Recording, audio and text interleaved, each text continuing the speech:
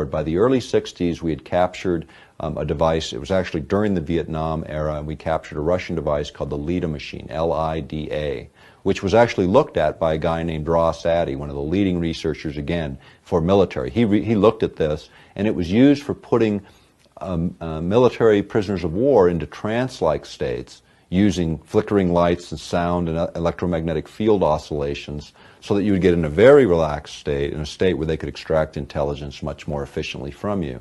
And that became a whole new review for military technologists in this country, thinking maybe we can use electromagnetic fields to manipulate what's going on in the brain.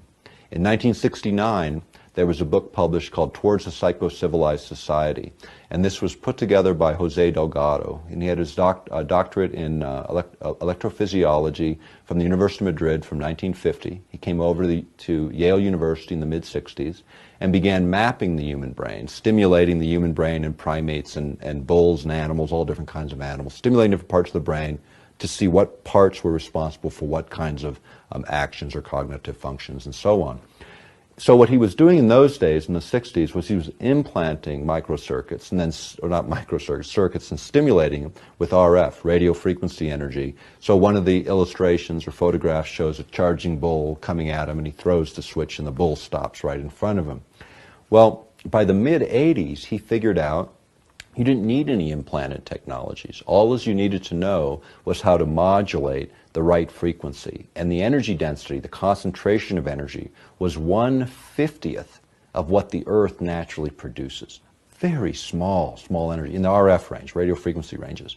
Now, compare that to what's around us right at the moment. At the moment, there's 200 million times more radio frequency and energy around us in any urban area than there is naturally produced by the Earth. So a huge amount, and out of all that background noise, what he found is by hitting a precise window frequency with very low energy concentrations, you would pick that signal out because it was coherent, not like nature all over the map. It was a coherent rhythmic signal in a very precise frequency. The brain would pick it out, and he could change behavior from lethargic to highly active, back and forth, like switching on and off a light switch. Let me ask a question right here.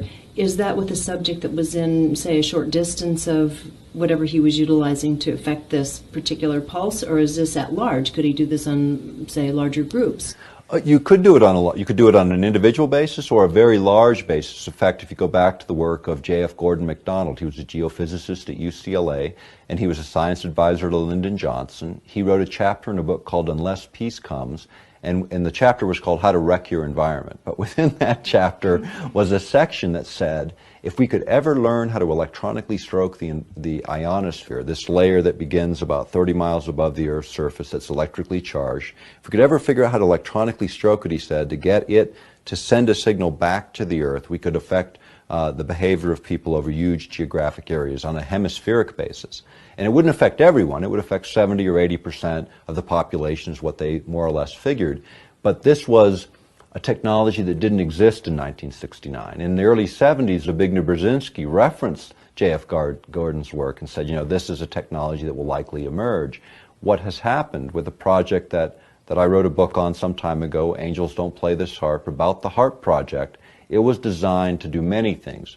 As a side effect or a deliberate effect, this can happen. You know, I mean, the fact is they generate the right kind of signal in the right range to override brain function. And that you can kind of look at the brain in sort of this way in terms of predominant brain activity.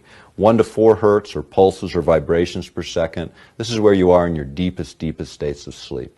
The next range, approximately 4 to 7 hertz. This is the theta range, the theta range. This is where you are between awake and asleep, when you're consciously aware of your dreams.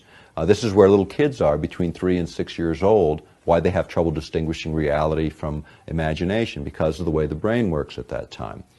A little bit further up you have the alpha range, 7 to say 11, 12 hertz, in that range. This is where you are when you're in the zone, when you're doing your art, your reading, your research, when you're really focused. You know, that's where you want to be. And then above that is the beta ranges, where people should be when we're actively having this kind of a dialogue. And then high beta is where you are in your agitated states. If you think about affecting the brain by analogy, similarly to dialing a radio station. You know, when you dial through the radio station, most of the energy is just static. You just hear static between the stations. When you get on station, you get resonance, harmony between the transmitter and receiver, and you get a nice clear signal. The same is true in the human body and the human brain. Whether you look at it at an elemental level, the elements that compose the body, or you take it all the way up to the organs of the body, you can create modulations, oscillations that will override the brain's natural rhythms. The brain will entrain or lock onto that external signal and begin to mirror it. By putting this coherent signal in. Right. Coherent, meaning rhythmic, not random. Right. And so it's not so much the amount of energy, it's the way the energy is manipulated.